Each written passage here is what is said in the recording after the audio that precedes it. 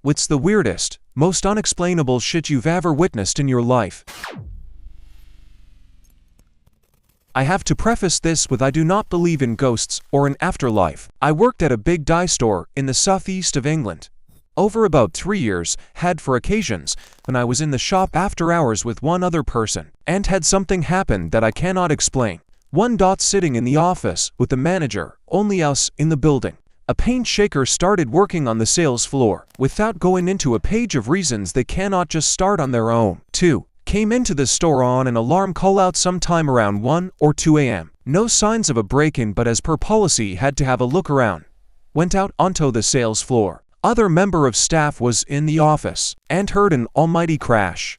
When I looked for 5 digging spades had been flung across the aisle. This one freaks me out the most, and the hairs on my arms are standing up as I type this and remember it. 3. Doing some late night merchandising in store with one other member of staff. Was knelt down arranging stock on a base shelf and saw the other member of staff go past the front aisle, so I shouted to grab me a can of drink from the tills on their way back. Said member of staff then spoke from the other side of the aisle, where he had been all the time. 4.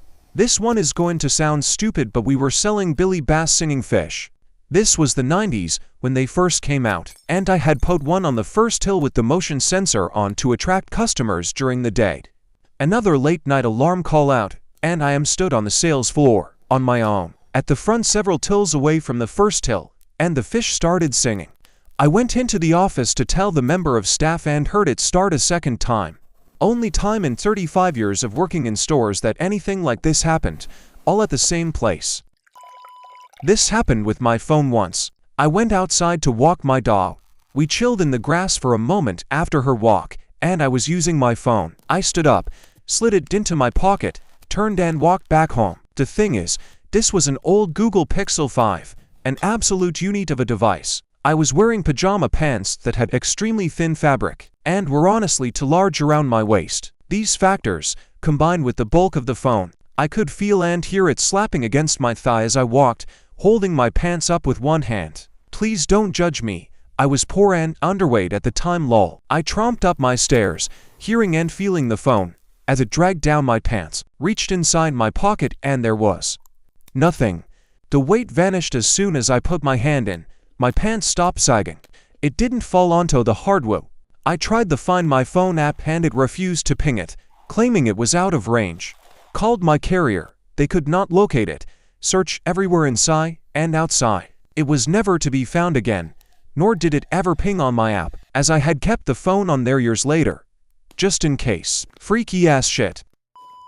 Back around 2006-ish, some friends and I went to a matinee movie in Jacksonville, FL. We come out of the movie into the super bright afternoon Florida sun, and there is a guy yelling for help who is chasing an ostrich around the parking lot. We jump in and help him. He is trying to get this ostrich into the back of a van thing. We even got other people to help us. The cops show up for some reason. I don't know. A bunch of people chasing an ostrich in a parking lot is unusual, or something. The guy we were helping is nowhere to be found all of a sudden. At some point, a guy in a cow costume joined us. By the way, eventually, the ostrich is captured by legit animal control and taken away. We find out the van was just another patron at the movies who had no clue about anything, and has just left his van unlocked. The cops questioned us a bit, but we were clueless and had no answers. So we all just left eventually. Where did the ostrich come from? I do not know. Why was the guy trying to put it in someone's van? I do not know. Why does Tarzan not have a beard? I do not know. I gained a few hours one day. I live in the country and have to take my garbage to a dump. The dump is open Wednesday from 1:30 p.m. to 5:30 p.m. and Saturday from 9 a.m. to 4 p.m. I had a Wednesday off, so I decided I'd take the garbage that day. I took the garbage, dumped it, and chatted with the guy who works there. When I left, I felt very strange, lightheaded. I pulled over to the side of the road and took a deep breath. When I went to turn my car radio down/off, I noticed the time said 11 a.m. I thought that was weird, so I looked at my phone. Also 11 a.m. I made a U-turn and went back to the dump. I was still on the same road as the dump, just about half a mile away. The gate was closed and locked. It wasn't open yet. I went back on Saturday and chatted with the guy who worked there about Wednesday, and he said he opened at his regular time but didn't see me. I asked about our conversation. He chats about dye stuff using scraps from the dump, and he said he isn't doing anything dye right now and that he didn't see me Wednesday.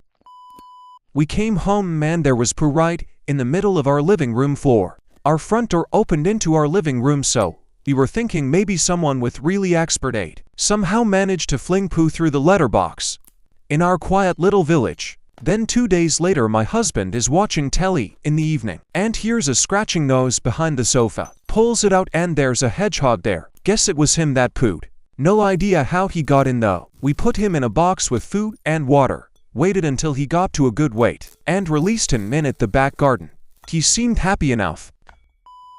My dad was always really good at finding four-leaf clovers. He would find a couple any time he looked and give them to me. As a kid, I could never find them on my own. The day after he died, it was suspiciously warm. I was in the front yard and decided to look for one. Every time I bent down, I found another one. I started bagging them and had at least 20 by the time I stopped. I had never found a clover in my life before then. Now occasionally I will look for them still and usually find one right where I look. I wish I still had that bag of clovers he left me. No one ever believes me, but here goes. When I was in college, I shared a room with a friend of mine from high school. One night I was sleeping and had a dream where he and I were on this huge pile of garbage, searching for something. We were both digging in the trash. Then I woke up. I got up and went to the bathroom. When I climbed back in bed, my roommate kind of stirred and mumbled, "I found it. It's over here," and then rolled over and went quiet again. The next morning, he didn't remember any of it. I didn't dream getting out of bed. I didn't dream his response. I bought a JVC flat-screen TV from Micro Center about 15 years ago. We moved states, and it came with us. It was in our front room. The TV in our back room went out and had to be replaced. We went TV shopping and I found a JVC that matched the one in the front. Got a salesperson to grab one from the back. Here is the weird part. Once they left, I got lightheaded and tunnel vision and almost passed out. Leaned against a shelf and collected myself. Around that time, the salesperson came out. He was bringing out an LG TV. I asked about. It was the same specs and price, and the salesperson thought it was the TV I asked for. No worries, I'll take it. Get home. And while setting it up, I needed a cable from the other TV to test something. I say something along the lines of I'm not sure it will work because of the different brands. My wife says that the TV in the front is an LG and should be fine. I argued it was a JVC. Go to the front, and it's an LG. Per my family, it has always been an LG. A few years ago, some of my friends all lived together in a house. It was a typical bachelor pad, where four guys in their mid-20s lived. It was a nice enough house, and right across the street was a river. So, one side of the street was houses, and the other side was a river. They were right near the mouth of the river, where it opened into a much larger body of water. It was river that people might go fishing in, but it wasn't really big enough.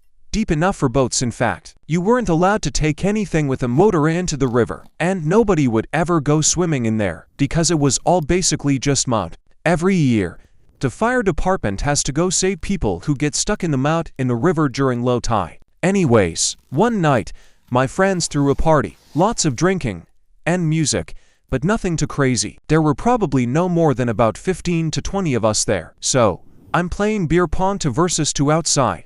We see something come out of the river. It's like 11:30 p.m. and it's very dark. There's nobody else around. Just us at the party, and this figure that comes out of the water. It just walks right up to us, and it's an older man, probably like 50 years old. He's on the shorter side, and stocky of build. Probably like 5'5" and weighing about 180 pounds. Not fat, not muscle, just thick. It seemed like he had a bubble of silence following him. I swear the music stopped, and everyone stopped talking as this old, wet man walked right into the party. He was wearing nothing except a very small Speedo bathing suit. He asked what game we were playing, and just stood there watching us for like 5 minutes. After that, he just turned around and walked back into the river. When I was about 5 years old, I was at my grandma's house and we were about to visit her friend, who lived right behind my grandma's apartment. I was walking right behind my grandma when I saw a huge wolf-like dog crossing our path. I immediately froze, because I was incredibly fearful of dogs back then. My grandma kept trying to tug me, but I told her there was a dog in front of us. My granny kept trying to convince me that there was nothing there, but I insisted that there was. Eventually, the dog passed and I continued walking. Later that night my grandma got a call that her nephew had passed. I was very close to him, and was saddened by his passing. The next day, he went back to my grandma's friend's house and she told her about the passing. The friend told my grandma that she had seen the dog hanging out on the back porch the night before, and that it was an omen. She didn't tell my grandmother because she didn't want to spook her. Still not sure how or why I saw the dog, but yet, I always think about that. Over 10 years ago, my husband then boyfriend at the time, both 18, and I were hanging out and cuddling in the backseat of his car, parked behind an abandoned warehouse. Both our parents were super strict and didn't let us hang out together, so it's what we did after school. One evening around 6 p.m., inexplicably we both fell asleep at the same time. I never ever fall asleep anywhere except my own bed. I've suffered from insomnia my whole life. Even if I'm exhausted, I can't fall asleep unless I'm in a bed, so it was really bizarre for me to be scrolling on my phone 1 second, and then waking up groggily the next. I looked at the clock on his car's dash and it said 10:04 p.m. I did a double take, then checked my phone's clock which also said 10:04 p.m. I panicked. He started panicking. My parents had a strict curfew of 8 p.m. as an 18-year-old, so I was a little surprised they hadn't started blowing my phone up yet. He raced to drop me off at home. I walked through the front door and my mom was just chilling in the living room reading a newspaper.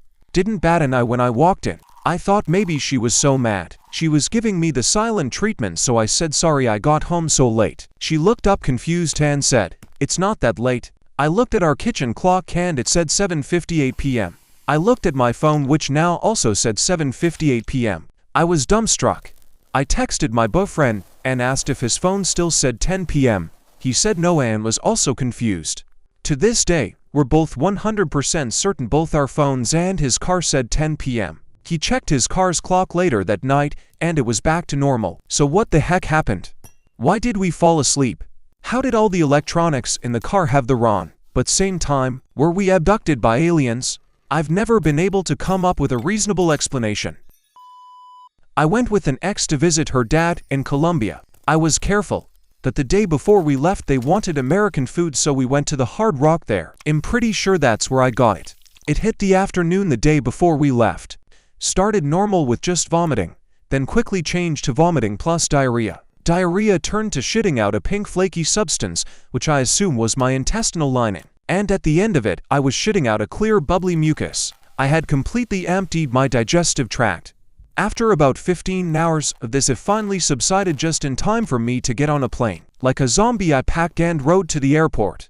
2 excruciating hours later I was on the plane. I sat down and quickly passed out. I woke to the flight attendant asking if I wanted anything. I had heard yogurt was good for your guts, so I ordered some. And an OJ because my body told me I needed it. She came back. And that first sip of OJ was the single most pleasurable non-sexual experience of my life. I could feel the sugars and vitamins coursing through me. I finished it and stared at the yogurt for a few minutes, hesitant. I suddenly decided to eat it, then quickly passed out again. After an unknown amount of time, I woke up with my gut telling me I needed to get to a bathroom. Luckily the plane's toilet was free. I tore my pants off expecting to unleash unholy things on this poor toilet, that pushed out a surprisingly solidish feeling turd. Shocked, I leaned and looked down. The turd was pure white. That yogurt had passed through me nearly unchanged. That was the weirdest, most unexplainable shit I've ever witnessed. As a kid, various relatives used to take me on trips, zoo, museums, amusement park, the movies, etc. One of these trips, my grandfather took us kids to the movies. Now these old movie houses date back to the days when they had less stage entertainment, vaudeville. This old theater, my grandfather took us to had an orchestra pit. Even though it's never been used in decades, seeing as how vaudeville has been dead all that time. I was following my grandfather in the area between the front row seats and the orchestra pit, when just out of curiosity I peeked into the orchestra pit. There was no floor. One could see into the basement, but on the basement floor was, well, you ever heard of the old Humpty Dumpty poem? Humpty Dumpty sat on a wall. Humpty Dumpty had a great fall. etc. On the floor of the basement was a large man-sized egg with a happy face painted on its shell. It had arms and legs. It was on its back, flailing its arms and legs as if it were trying to stand up but couldn't due to its egg shape. I looked away at my grandfather for a second, then looked back into the orchestra pit. This time the painted expression on his face changed. Now the painted expression was one of grief and frustration. The eyes were closed and the mouth was in a grimace. I looked away for a brief second or so and looked back into the orchestra pit. This time there was no egg, just the bare floor of the basement. I looked away again, just for a few seconds, I guess looking to tell someone what I saw, but then looked back into the orchestra pit. This time the orchestra pit floor was there. I couldn't see into the basement anymore. The orchestra pit floor had only a small handful of wooden folding chairs on it. Nothing else. As the years passed, and I was going to the movies on my own, sometimes I went to that very same theater again. Each and every time I did, before the movie started, I'd go take a look into the orchestra pit. But I never saw anything like that again. Just the plain old bare floor of the orchestra pit without the wooden folding chairs. That old theater is now gone. A typical victim of the expansion of home video and cable TV.